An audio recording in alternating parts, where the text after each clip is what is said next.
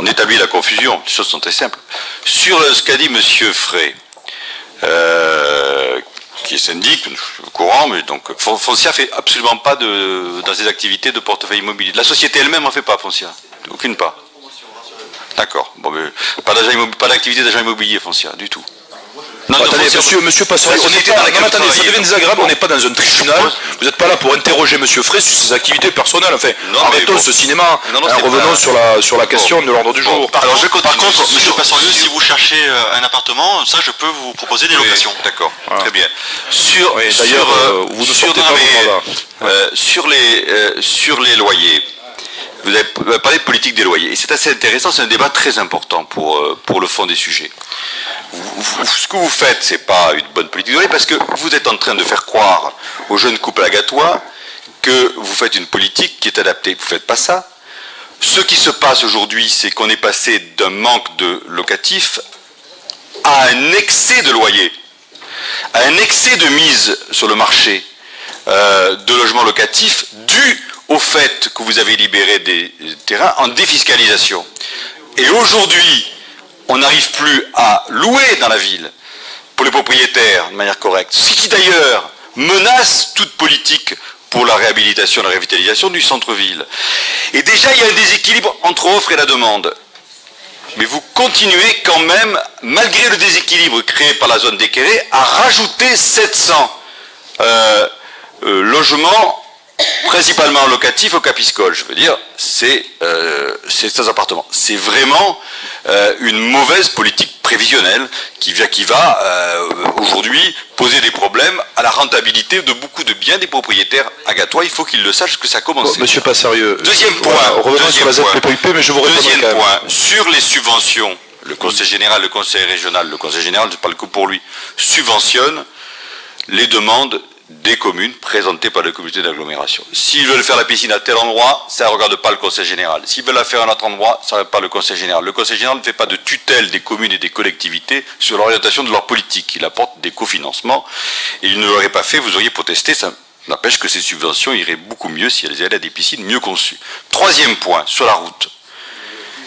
Sur la route de Rochelongue. Moi, je veux vous lire la lettre que je vous ai adressée le 13 mars 2006, monsieur le maire, à la suite du débat que nous avons eu ici, puisque vous avez refusé pendant des années de travailler avec le conseiller général, avec la volonté de me court-circuiter, pour évidemment pouvoir, à fin de mandat, démontrer qu'il n'était pas possible de travailler avec moi. Je vous écris le 13 mars 2006, et je vous dis, monsieur le maire, vous avez souhaité, lors de la dernière séance de notre conseil municipal, m'entretenir des dossiers en suspens ou en demande en tant que conseiller général.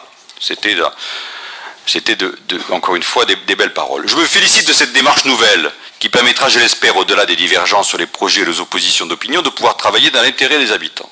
Je vous confirme donc ma disponibilité pour vous rencontrer pour une séance de travail et vous propose que votre secrétariat puisse rentrer en contact avec le mien afin de fixer une date. Je vous transmets ci-joint les coordonnées.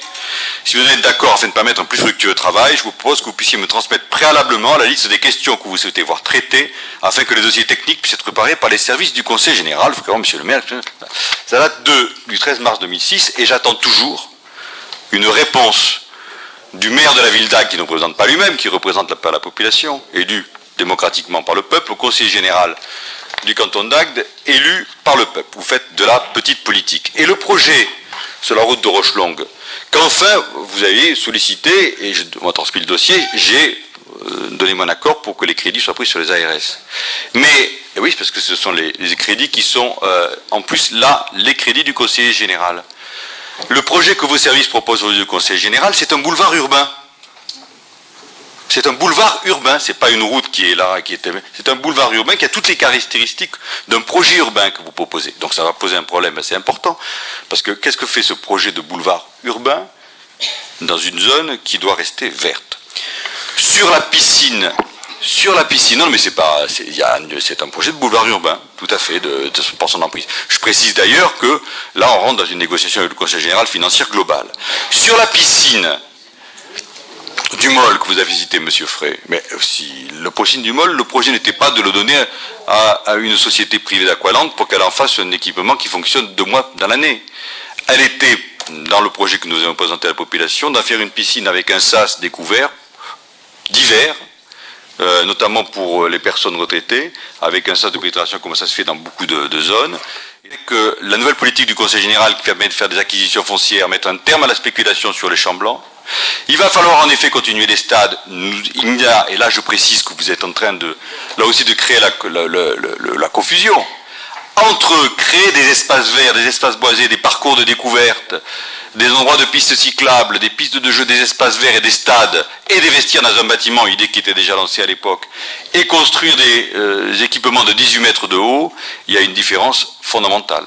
On reste dans des espaces verts dans un cas, on fait du bâtiment. Ça a donné l'occasion d'un long débat avec les services de l'équipement. Et si la ZPPAUP, le POS est écrit comme ça, c'est parce que nous avons contracté avec l'État à l'époque, de la révision du POS, pour qu'en effet on ne puisse pas faire de bâtiments disgracieux dans cette zone, mais uniquement des équipements légers et non bâtis, d'espaces verts et récréatifs et de stades. Donc c'est tout à fait cohérent, tout à fait logique. Vous voulez faire autre chose. Donc l'ensemble de cela montre que l'avenir sera d'acheter des terrains avec les fonds d'achat d'espaces verts du Conseil général en des champs blancs, de faire des acquisitions foncières année après année, alors que vous avez vendu des terrains, vous, à Agde, et notamment ce qu'on a acquis, y compris les terrains pour les équipements publics dans le quartier des Quérés que vous avez vendus pour construire. Vous dites que vous n'avez pas de terrain, vous avez vendu des terrains qui étaient des terrains d'équipement public pour de la construction uniquement. Et l'ensemble de cette politique doit aboutir en quelques années à pouvoir reconquérir les champs blancs. Ça sera une divergence entre les différentes équipes qui se présenteront aux prochaines élections. Eh bien, tout le monde a pu remarquer que j'étais un grand démocrate parce qu'à vous tout seul, vous parlez, je crois, autant que les 32 autres conseillers. Alors, tout le monde a pu quand même remarquer que vous m'aviez écrit justement en 2006. C'est quand même assez comique parce que vous êtes conseiller général depuis 1994.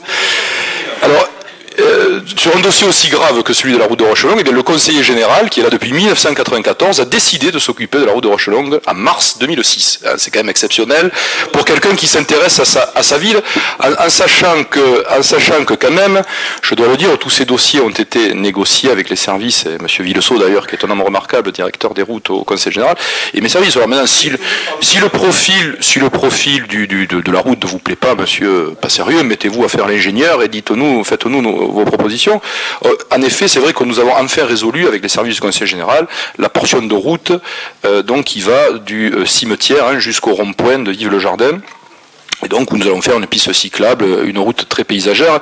Et je vous rappelle quand même, monsieur Passerieu, sur l'autre tronçon de la route départementale de Rochelongue, les acquisitions foncières ne sont même pas effectuées. C'est-à-dire qu'aujourd'hui, vous pouvez venir nous abreuver en disant « je vous écris en 2006 », alors que ça faisait 12 ans que vous étiez conseiller général, mais écrire sur quoi et faire quoi tant que vous n'avez pas lancé les acquisitions foncières. Je vous rappelle que cette route de Rochelongue, mais tout le monde la voit, entre le rond-point dit du Ranch et celui de Vive-le-Jardin, elle doit faire en moyenne, monsieur Bourdel, de large aujourd'hui 6 mètres, monsieur Martin Pagès, et on doit l'élargir à 22 mètres. Donc ça veut dire qu'on a quand même des acquisitions foncières à faire entre 6 et 22 mètres. Alors avant de parler d'un projet, il faut bien que le conseil général, sous l'égide de celui qui se revendique être conseiller général, effectue ces acquisitions foncières, sans quoi aucun projet ne peut être appliqué sur cette portion de notre territoire.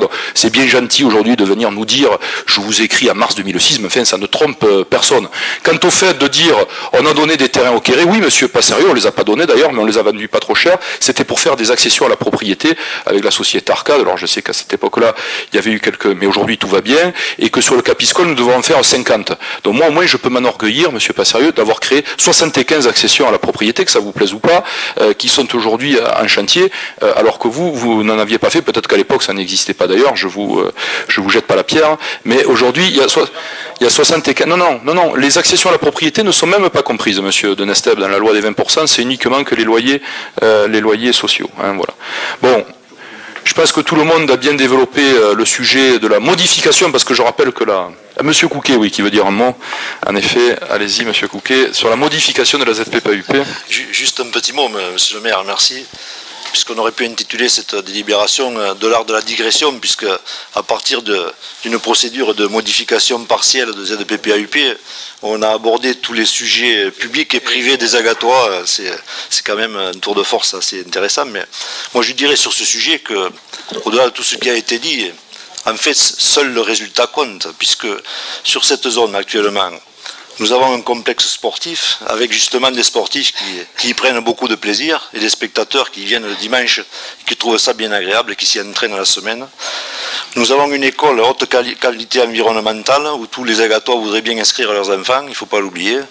Et je pense que très rapidement, nous allons avoir un centre aquatique dont pour le moins nous pourrons tous apprécier l'originalité. Et je crois que c'est ça que les Agatois vont apprécier et c'est ça que les Agatois vont plébisciter.